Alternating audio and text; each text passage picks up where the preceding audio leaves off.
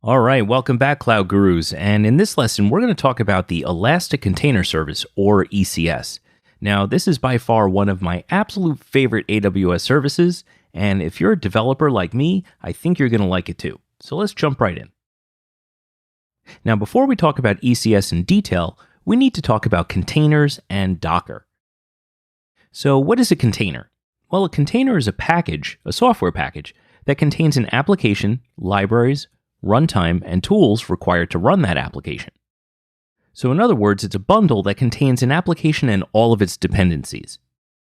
And containers run on a container engine like Docker. There are other container engines, but Docker is of course the most popular. Now you can conceptually think of containers like virtual machines, but they're really quite different, and we'll go into those differences now.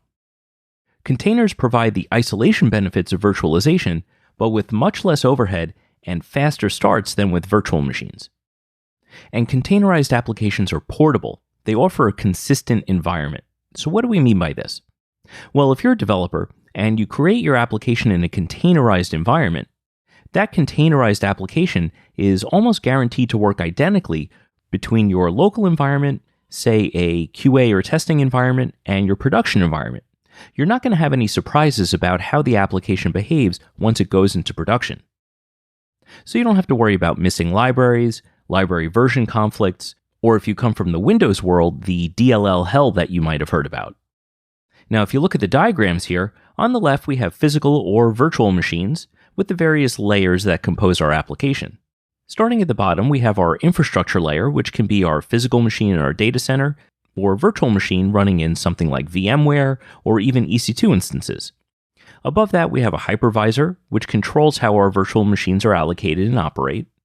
Within each of those virtual machines, we have layers such as our operating system, application libraries, our application runtimes, and then our applications themselves sitting on top of those layers.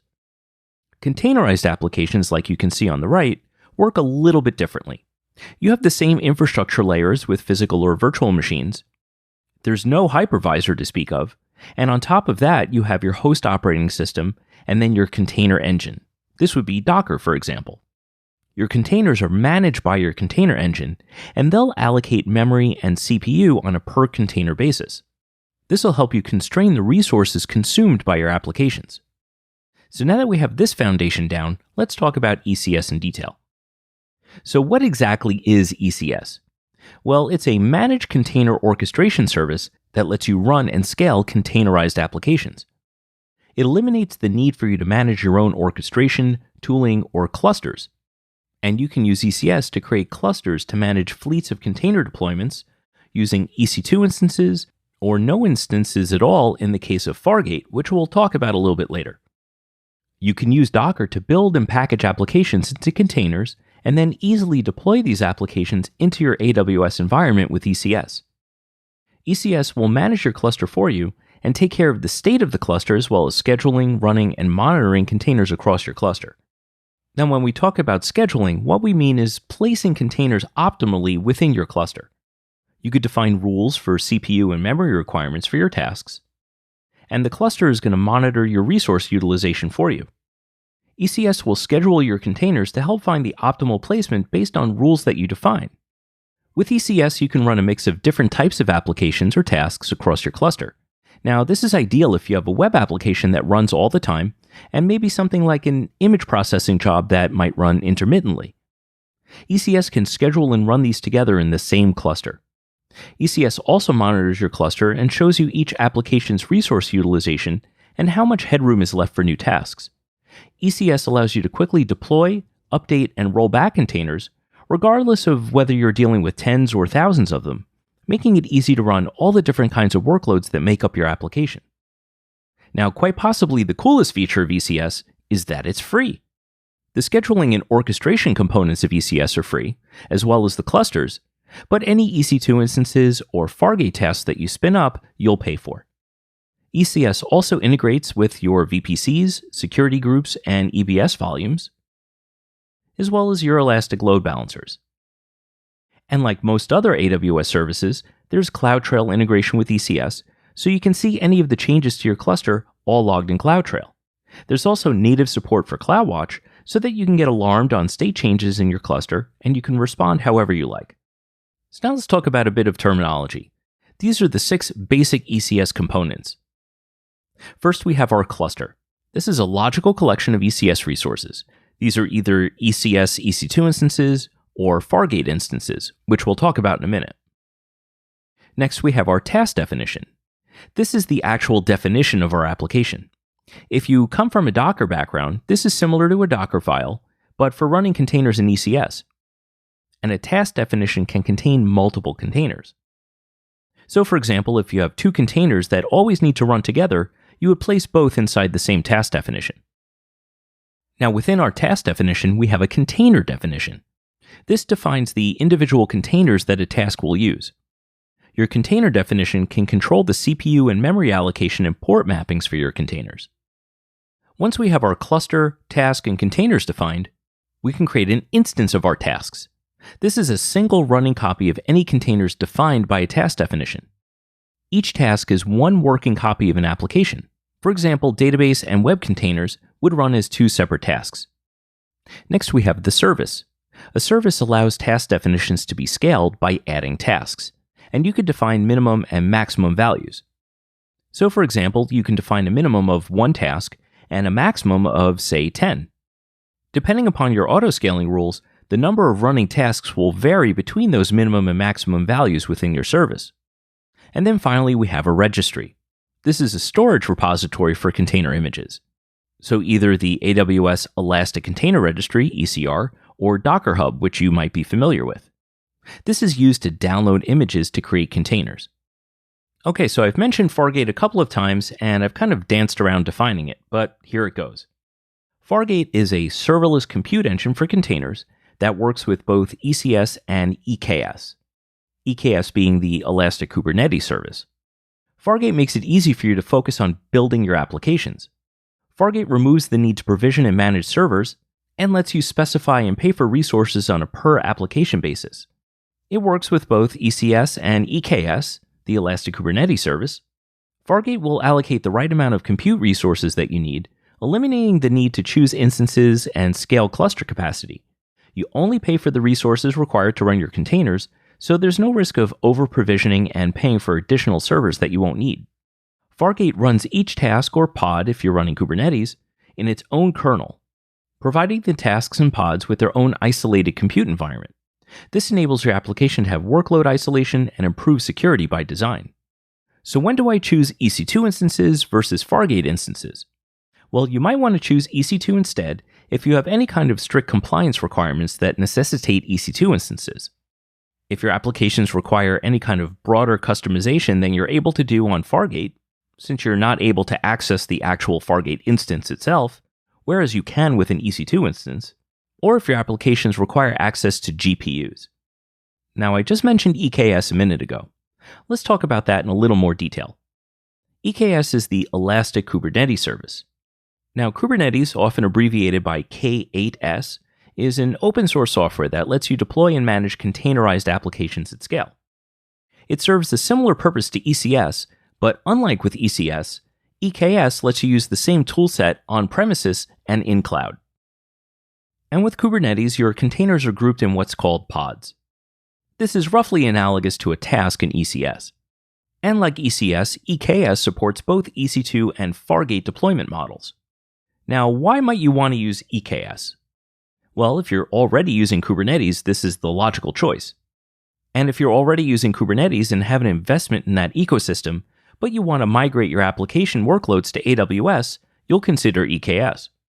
We briefly discussed registries, both ECR, the Elastic Container Registry, and Docker Hub. ECR is the Managed Docker Container Registry in AWS. It lets you store, manage, and deploy container images. It's integrated with both ECS and EKS, and it can also work with your on-premises deployments just like Docker Hub can. It's designed to be highly available, so under the hood it's deployed across multiple AZs within a region. It's also integrated with IAM, so you can create policies to restrict access to your container images. Now with ECR, you pay for storage and data transfer, similar to S3. All right, so let's talk about how ECS and the Elastic Load Balancer work together. Your ECS service can optionally be configured to use ELB to distribute traffic evenly across the tasks in your service. ECS services support the Application Load Balancer, Network Load Balancer, and Classic Load Balancer types. ALB are used to route HTTP or HTTPS, otherwise known as Layer 7 traffic. Network Load Balancer and Classic Load Balancers can be used to route TCP or Layer 4 traffic, and this is supported by both EC2 and Fargate launch types. Now, Application Load Balancers offer several features that make them attractive for use with ECS services. ALBs allow your containers to use what's called dynamic host port mapping, so that multiple tasks from the same service are allowed per container instance. ALBs also support what's called path-based routing and priority rules. This allows multiple services to use the same listener port on a single ALB. And ALB is recommended over the network or classic load balancers.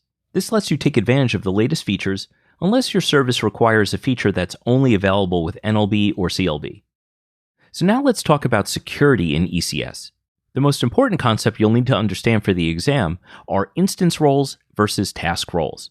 So first, on the left side of the diagram, you see an EC2 instance with a number of tasks running inside. We have a role assigned to that EC2 instance with a number of policies applied to that role. When we deploy containers in this fashion, the effective policies will be applied to all tasks running in that EC2 instance. So for example, if the role grants us access to, say, an S3 bucket like we see here in the diagram, all tasks running on that instance will have access to that S3 bucket via the role. Now, from a security perspective, this is not ideal because we want to follow what's called the least privilege approach to security. We only want to grant tasks access to the resources that they need. Not every task in our workload is going to need access to S3, so this can prove a security concern. For this reason, we have task roles available. You see those here on the right side of the diagram. Task roles allow us to have much more granular control over the permissions that our tasks get. Task roles will apply a policy on a per-task basis. So you see each of these three tasks here are assigned a role. Our first task receives role A. Role A only has access to S3. Our second task gets role B. This role might allow access to both S3 and DynamoDB. And our third task gets role C. In this case, it'll only have access to DynamoDB. This way, we respect the least privilege approach. Alright, so now that we covered all the basics of ECS you'll need to know for the exam, let's switch over to the AWS Management Console for a demo. So in your account, if you're using ECS for the first time, you'll be greeted with a screen that looks like this. We're going to go ahead and get started. So you can see here a diagram of the different ECS objects that we've covered and how they relate to each other.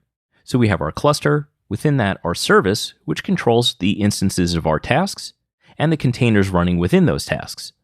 We can get up and running quickly using one of these examples here. So you see we have a sample app running HTTPD 2.4. This is the Apache web server. We could choose Nginx, Tomcat, or some custom image. I'm going to use the Apache web server sample app right here. You can see it starts us off with 512 megabytes of memory and 0.25 vCPU units. This is roughly equivalent to 1/4 of a physical CPU. Next, we have our task definition. It gives us these defaults here. First run task definition is the name of our task. Our network mode is AWS VPC. There are a number of different modes available, but AWS VPC implements what's called the CNI, or Container Networking Interface Standard, so we'll want to choose that. It's going to create a new task execution role for us, and we're going to run in the Fargate mode. Recall, Fargate is serverless, meaning we're not going to deploy any EC2 instances for our containers to run on. And we're going to use the task memory and CPU definitions as above. Go ahead and click Next. Next, we need to define our service. This is going to maintain a specified number of simultaneous instances of our task. Now, I'm just going to choose one now, but we could always edit this, increase the number of desired tasks, and optionally put a load balancer in front of them. We'll just stick with one right now. And finally, we're going to configure our cluster. We'll give our cluster a name. Default is fine with me, so I'll just leave that alone, and it'll automatically create a new VPC and subnets for us. Let's go ahead and click Next. We want to review our configuration and click Create. So this does take a few minutes to run, and I'll walk you through exactly what it's doing here. So the first thing it's going to do is to create our ECS resources. It'll first create our cluster, then our task definition, Then it'll finally create our service, along with some additional AWS service integrations. Remember, ECS integrates tightly with CloudWatch. In this case, we're creating a CloudWatch log group. All of our Apache web server logs are going to be written to log streams in this group. You'll see that there's a CloudFormation stack that drives all of this behind the scenes. So we have our VPC, our 2 subnets, and our security group. I'll just give this another minute to finish. Okay, so our ECS service is now complete. Let's go ahead and view the service. So you can see here at the top, we're running on our default cluster, and our service is in the active state. We have our task definition, and over here on the right, we have desired and pending counts. Desired is the desired number of task instances that we want running. Pending is the number of tasks that are starting up. So if we go to tasks here, you'll see that it's now in the running state, and our pending count is 0. Our running count is 1. You could see this is a Fargate task, and if we go into the task, you'll see it gets both a private and a public IP. So let's copy out this public IP and open that in a new tab in our browser. You'll see our web server is up and running. This is obviously a trivial application, but you can imagine this is something much more complex. Let's go back to ECS here. Now, if you remember from earlier, a service is going to maintain a specific number of tasks in our cluster. Remember, we set that desired count to 1. Well, what happens if we stop this task, or if worse, the task crashes? Well, let's simulate that by clicking stop, and we'll expect our service to maintain a desired count of 1. Right now, we have 0 running tasks. If we give this just a minute, you'll see the service will spin up another task to replace the one that stopped. So if we go to tasks, you'll see the last status is pending, but our desired status is running. So let's refresh this a few times. Okay, so our task is now in the running state. Our service replaced the stop task. If we go back to our service, go to our service details, and we update our service to set the desired count to 2, it'll increase the number of running tasks. So let's set this from 1 to 2, and we'll update our service. We'll just accept all the defaults here, and view our service. Our desired count is 2, our running count is 1, and we should see a pending task. You can see here it's in the provisioning state. Just a couple of times here, you'll see it switch to the running state. We're pending, and basically what's happening in the pending state is it's pulling down the container image and instantiating our Fargate container. And now we have 2 tasks running. So let's go into this first task, and you'll see it has a public IP ending in 119. If we go into the other task, it has a completely different public IP. So this is where you'd want to employ a load balancer to spread the load across multiple tasks within your service so you can have a single IP address that represents your entire application. So that's everything you need to know about ECS for the exam. If you have any questions, please feel free to reach out. If not, move on to the next lesson. Thanks.